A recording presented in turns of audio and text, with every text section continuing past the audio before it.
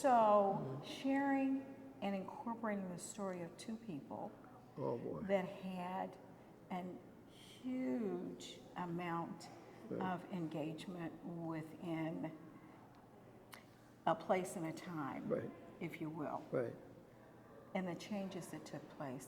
You're sharing history at its finest, literally at its finest. You know, I read that story over and over again, and I tried, and you know, it had this internal argument about who was more important. Was it him or was it her? Exactly. Was it him or was it her? Yeah. You know, and so in order to give them equal value, but from a different point of view, you hear this male guy, and she's driven, and so where does the power base lie? I mean, I had to go, you know, who was the instigator? Was there a follower? Was there someone more important than the other?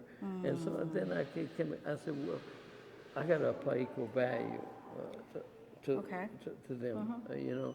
And so this combination of a white woman and a black man, in that era, was way out there. And a man that had been a former slave that came out of that experience to become this noted worldwide inventor.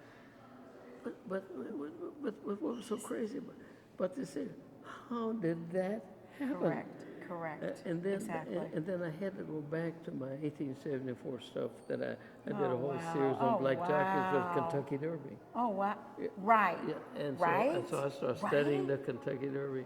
And what was the power of the black jockeys and the black horsemen during the Kentucky Derby.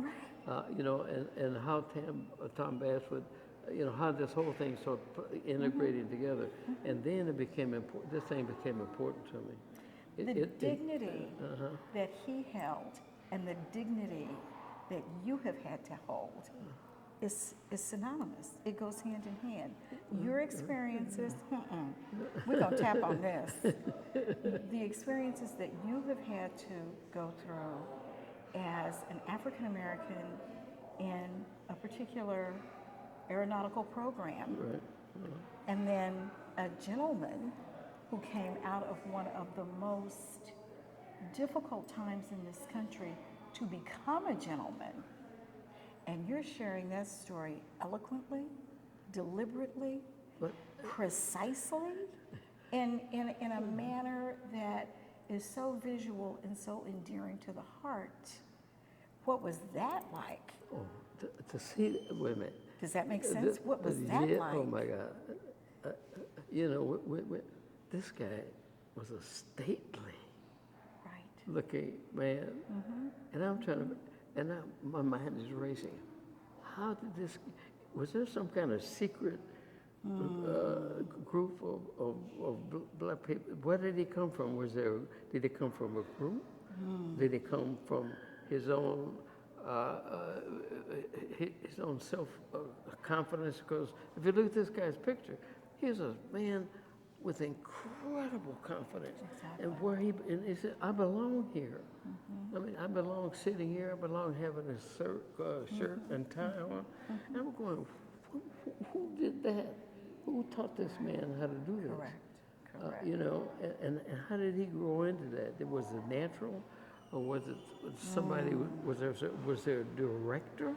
I mean, some kind of master director was saying, you know, guy, you're somebody, and you can sit like that and pose like that, and be not hair flying all over the place, or you know, a dignified man, and a horseman too. I said, oh, so I was reveling in that, you know, trying to get a piece of him. Wow, right?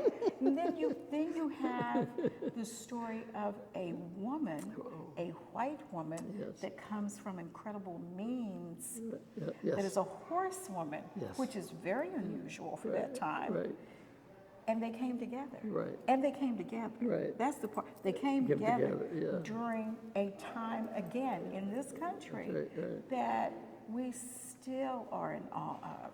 Her bravery, her courage to just step out and say, I'm doing this, and this gentleman is doing this. We're going to do it together. You know, I felt cheated. You know what I felt? Oh, wow. No, okay. I know I felt cheated. Okay. why didn't all the studies and the readings that I was reading and so about all this, why didn't I know this and recognize this, that there was an area that allowed this to happen? What allowed this to happen? Because we had a system, political system and a social system that did not normally allow this kind of stuff to happen naturally. Exactly. Was it contrived? And it wasn't contrived. It was happening naturally because it was supposed to happen. Correct. Because you had a power base over here where a man that knew horses, understood, and here's a woman that loved, and it just wrapped her brain around horses. That was her life. And all of a sudden these things clash and come together. And what happened? This. And the explosion of a reality in artwork, which is, this is such a visual beauty. It's absolutely incredible. And what I love is that it's copper. I love that. I love the fact that it's copper. From a distance, seeing it from a distance, it shines. It's regal. Right, yeah, totally. It's completely regal. And the good news is it's going to stay that way. There you go. Yeah, There you go. And the good news, but that's the good news. That's what copper does for you. They're finding, bronze is a derivative of copper. Correct. And they're finding things on the bottom of the ocean 2,000 years ago from things that cities that fail, countries that fail, that are on the bottom of the dang ocean, and they're still there. And so that's what copper does, and that's why they use it for this. But it's so beautiful and it's regal, and it's just majestic, and especially looking at it from a distance, it's something about it that makes you feel okay. So what do you want? What would you like for people to take from this? Because I know your work, okay? So this is like this huge privilege for me. So you might as well get ready because we're going to be here for a minute. Because your work is sound, it's consistent, it's real, it's historical, it educates, it engages your visual and your heart and your mental. It does all of that at one time. This piece is not leaving. It's here to stay on a property that at one time we may not have been able to visit. Hello. You know what I mean? Hello. We may not have been able to walk through the doors other than other circumstances. That's right. Yeah. What do you want the public to get out of this? What do you want people to get out of this? Because this is a legacy piece. Well, not only a legacy piece, first of all, the scale of it is mind-boggling because people are accustomed to seeing these a little bit, and they'll come and look at this piece and says, "Oh my God, who did this? And what? No, but you know what? This guy made this for us to see." And for us to embrace, and for us to enjoy, and if he had made it the right size, the right scale, and of course that came, the scale of this thing also came from you guys, the people who decided to do this, and we discussed this, about the scale of this thing and what it would mean, but for somebody to look at this thing from the ground and says. And the only thing they can come up with is, "Oh my God." And so that's why it's critically important that a brochure be created for this thing for people to buy when they come in here and get the whole story about this thing and the principles here. And paragraph 1, Ed Dwight. Of course, why not? Of course, why not? But I just think that I remember our conversations when we were at the planning table and how you were adamant about this is how this story is going to unfold. This is the way that we're going to do it. Because we're not only going to be fair in the storytelling process, but we're going to be fair in the experience of these two people. But the good news about this thing is how do you integrate a story in what is always throughout history is known as a static, telling us where the wind's blowing. And all of a sudden, there's a storyline. There's a storyline here. And then all of a sudden, what is that story? What the hell is that story? How did this guy integrate this story into a Weathervane? Who would have thought of that as a presentation, in order to attract my attention and to force me to go back into history and ask why and how, when, how much did I wrap it into my own portfolio of life and history and stuff? How do I do that? Exactly. But we've given them a methodology, if you will, an open door to say, this is an easy way for us to just drive into that area and read. And this is just the door to a whole lot of history. Just looking at it. This is just the door, by the way. And so you open that door, and my God, this thing represents a whole world of something that we did not know about. Right. It was glorious at the time. It should be glorious in our time. That story should be glorious in our time. It should be at the very beginning of everything that we engage in. Right. Literally at the very beginning to understand what that is. Because I find that what we do is we try to suppress things because they may be difficult to discuss. Right. Where the artwork makes it very Easy, you got it. You know what I mean? To really step into the conversation. But that's what art is all about. Of course it is. You're an artist person, but that's what art is all about. But I've learned a lot of that from you very early on in understanding that not to be afraid, not necessarily to challenge, but to take on the challenge of sharing that interaction, that engagement. Well, to me, there are a lot of artists running around whose sole purpose is forcing the challenge. By making art that forces you to, it challenges you to think, and sometimes it challenges you, but sometimes you take that challenge, you run into a brick wall. Okay, I get it. Yeah, I see. Yeah.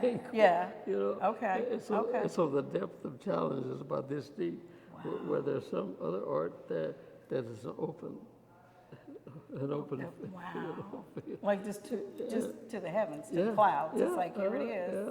So pay attention. And that's the fight that I've been having ever since I became an artist. I've been trying to figure this out. So just so people know and they really understand, how long have you been involved in the arts? Literally. Well, since I was two. Okay, so that's what I'm talking about. Exactly. This is a gift. Yeah, for 89 years. Yeah. Okay. I mean, it's like when you think about it, when you see your work, you know it's your work. You don't question that. You know that's an Ed Dwight. You don't even think about it twice. No, and that's what I love about it. When I see a work, I know that it was Ed Dwight that created the work. All the study that you go into, all the research that you go into to create a work, is that originality to me is what's so powerful. Well, I had somebody come up to me just recently, and I'm a kind of, I didn't realize I'm a kind of a hands guy because I do a lot of art where just the hands are involved, And so this guy came up to me and said, Ed, I've been studying your work for a long time, and there's so many people copying you now. They're going crazy. But I look at one thing, I look at the hands. And he says, nobody can do hands like Dwight. That's right, and that's true. And the detail, and the deliberate detail, and everything that's in it, everybody can't. You can try to copy. You can try. You can give your best shot at trying to copy, but it's always going to show true. But the girl I go to eBay now is really kind of disappointed that people are so non-creative themselves, where they got to sit down and run through and try to copy somebody else's thing and screwing it all up, Not using original thought. Not utilizing the originality of the creative process. Okay. Well, when you keep talking, you keep talking about my stuff. I've been trying to save up enough money to buy that slave piece you Okay, did. they still film. Y'all still filming this?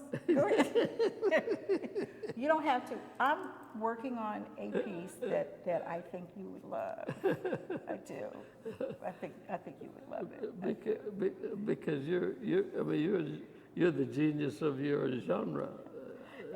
No, I'm not. Yes, you are. Yes, okay, you are. Stop okay. lying. I'm gonna take it. I'm gonna take that. Stop I'm lying. gonna take that. But I think we're sharing. You know what? I think what you and I do, we share the same love of the African American narrative, the Black narrative. We want people to know that our existence is real, and our existence has been twofold. We have complimented, and we have given, even though it was being taken. We've still gifted back to our community. And I think dealing with textile, just as, because I'm not doing that copper. Now, I'm going to tell you that right now. That's not going to happen. Okay, but we work with our hands. Yes. And in concert with our brains. I'm still learning my process. I'm still learning it. I'm still learning about. I know, but that's what this whole thing. But I know, Yeah. but that's what this is all about. I'm still learning about who these people. You know, when I first heard about Tom Bass, I was like, okay, who? And then we had the opportunity to talk. You came in and took over the room and started teaching us and educating us, those that were there, on this man. Now, we knew about Loula, because we knew about Loula. But Tom, and I had heard stories about African American jockeys in Kentucky and Virginia, and you know, the Derby, the Kentucky Derby was the first African American. And when you hear that, you're either going to cry, scream, holler, or make all these noises because you never received that education. Right. You didn't do. Now, in saying that, and you say your hands, that man used his hands to create this magnificent piece. You did the same thing. Yeah.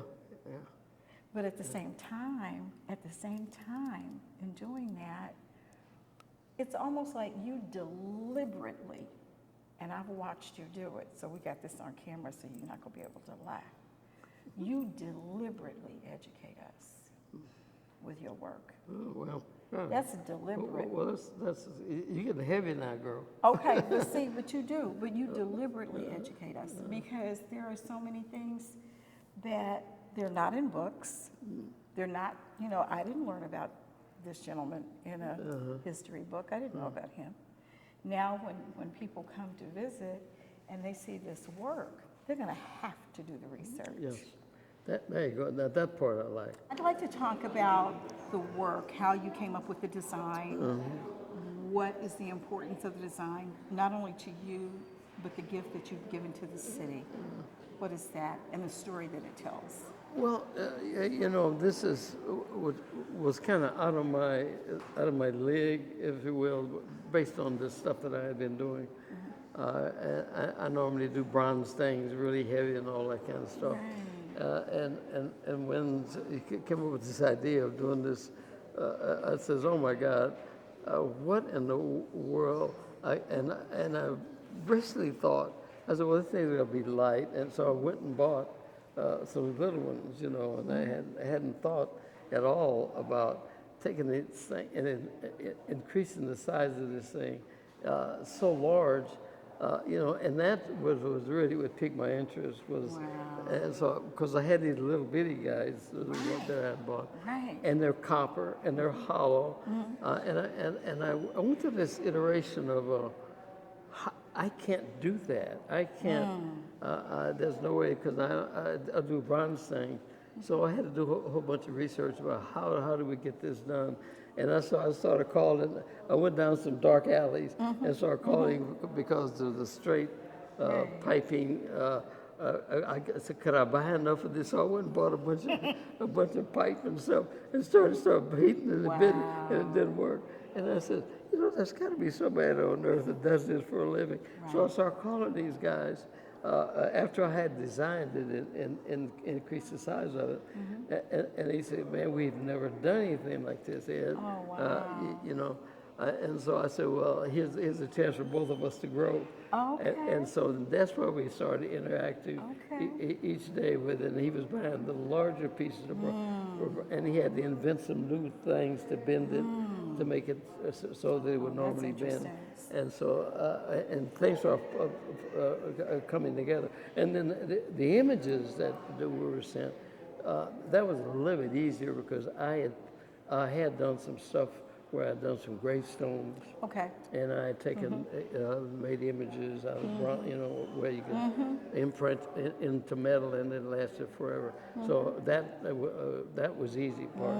So then to start putting the whole thing together is how, it took a lot of testing to make sure, and I wanted the thing had to turn around. Right. The wind had to be wind. Oh, wow. Driven. Okay. And so that's where the real engineering on my part came to make it that big. Setting on top of a building, and when you talk about the wind, so this had to be completely precise. Totally. You know, and the biggest nightmare is you go home with these nightmares, is this damn thing going to turn?